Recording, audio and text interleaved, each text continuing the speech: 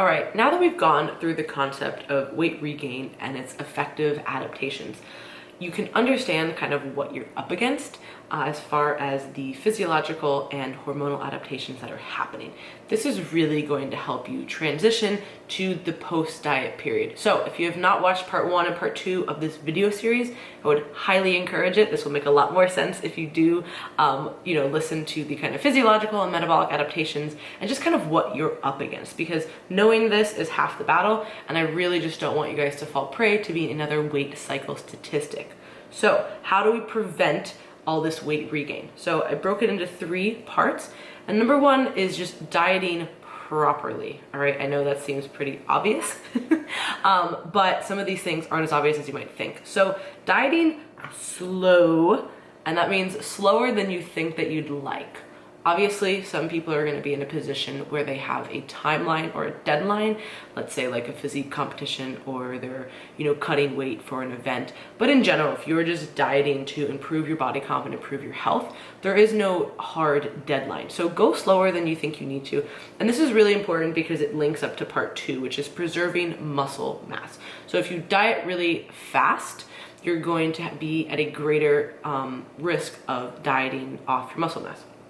Now, why is this important? Well, 1, we want to keep obviously the muscle that we've gained, but we also don't want to have this compensatory overeating. And a lot of this actually happens until fat-free mass is restored. So when you lose weight, everybody does lose some fat-free mass as well as fat mass.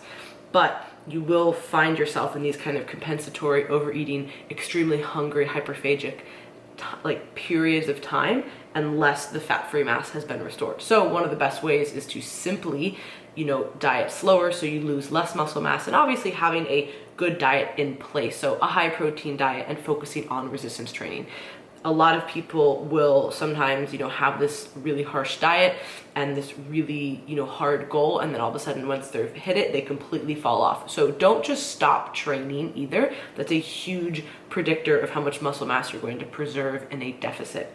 And even, during the afterwards too, because even if you do raise your calories right away, it's not like your body's just gonna be like, oh, let me just start muscle building again. It's still kind of coming out of these adaptations.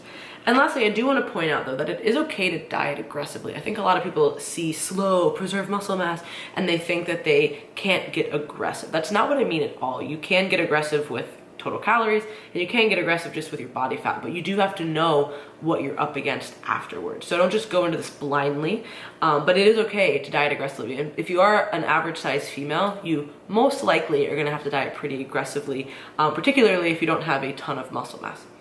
So the second part is to just have a plan. So once you've hit your goal, your target weight, your event, your cruise, your show, whatever, the work is far from over. And honestly, the first 4 to 8 weeks post are probably the hardest, if not much harder. So I would say I would even push that maybe out to 12 weeks for some people. Honestly, the first month, you're still gonna feel pretty trashed if you've, hit it really hard. Now, what a lot of people do too is they kind of forget these habits that got them there. So they kind of going back up to this part with like the training, right? So you've been meal prepping, you've been having, consistent food, you've been sleeping well, you've been training hard. All of a sudden you hit your event and then you're like, I'm good. You fall off of training, you don't really get all your cardio in, you stop meal prepping. This is when weight regain really, really happens quickly, because so your body is already in a depressed state looking to gain fat. Like you're in the perfect place to gain body fat, and then you take away all these habits that were helping you lose weight and have a healthier body composition, and it's just a recipe for disaster.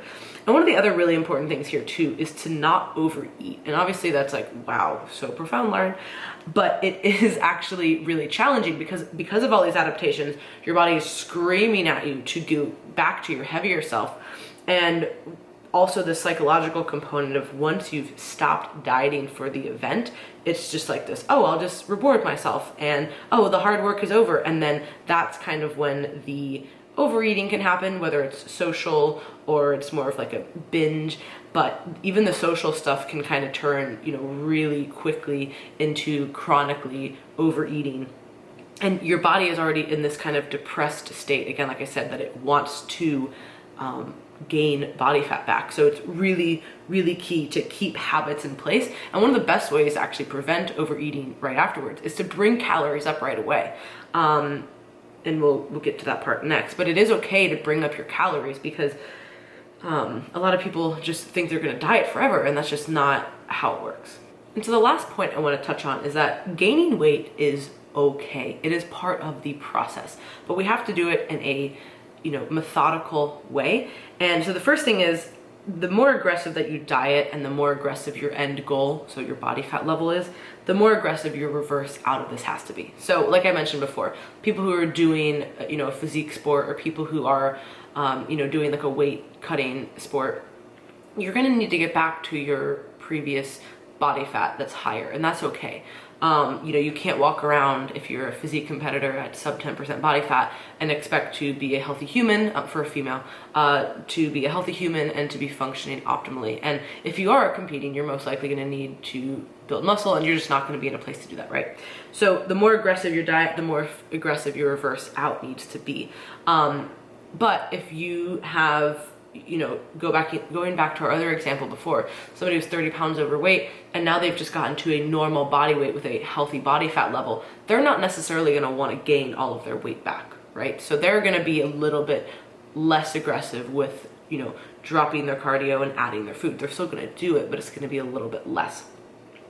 Now, one thing that I note here is like cycling weight loss with weight maintenance. And this is something I do with a lot of my clients. So most people, if they have this really large weight loss goal, they, say they want to lose, 30, 50, 100 pounds, whatever it may be, but they actually want to lose that weight and keep it off. It's really, really, really hard to do that all in one swoop.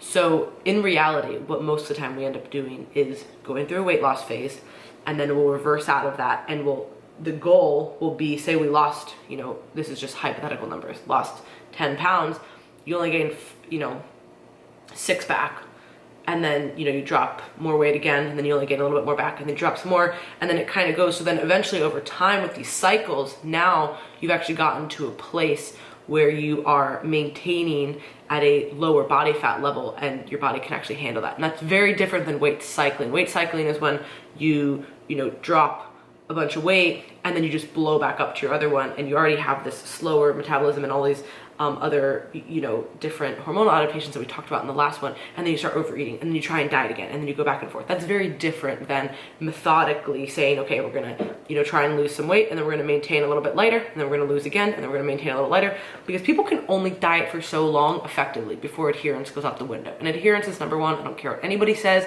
Nothing that I talk about here is more important than actually adhering to any diet. So you have to really be aware of if a client is actually adhering to a diet, right? And I work with a lot of really dialed in competitors, and even myself, and you can only last so long. You know what I mean? Like my last prep was 9 months, and it took almost everything out of me to mentally commit to that, right? So you can only do that for so long. So you are going to need these periods where it's like, okay, dieting, maintenance, reversing back up, and then you kind of cycle that. So I found that to be the most effective for people, particularly for weight loss, lifestyle weight loss clients who really want to just maintain at a lower body weight. And I'm like, hey, it might take us 2 years, but that's going to actually get you somewhere, instead of saying, hey, let's just do this 12-week crash diet. That's not going to get you anywhere. And then lastly, like I said, it is normal to experience these adaptations, okay? And so don't be afraid of this. Like, don't see all this and go, oh, I can never diet again, I'm gonna be all messed up.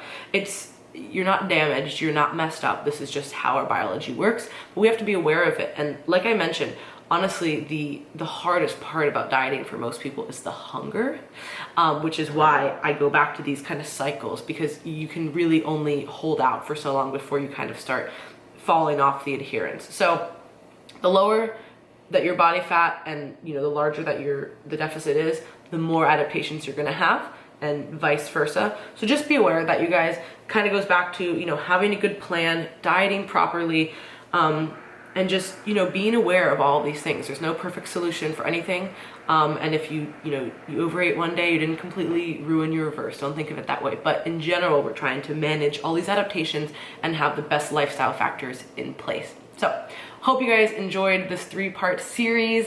If you are interested in more scientific things, go to our website and sign up for our newsletter, teamlocofit.com, and you can also apply there for coaching.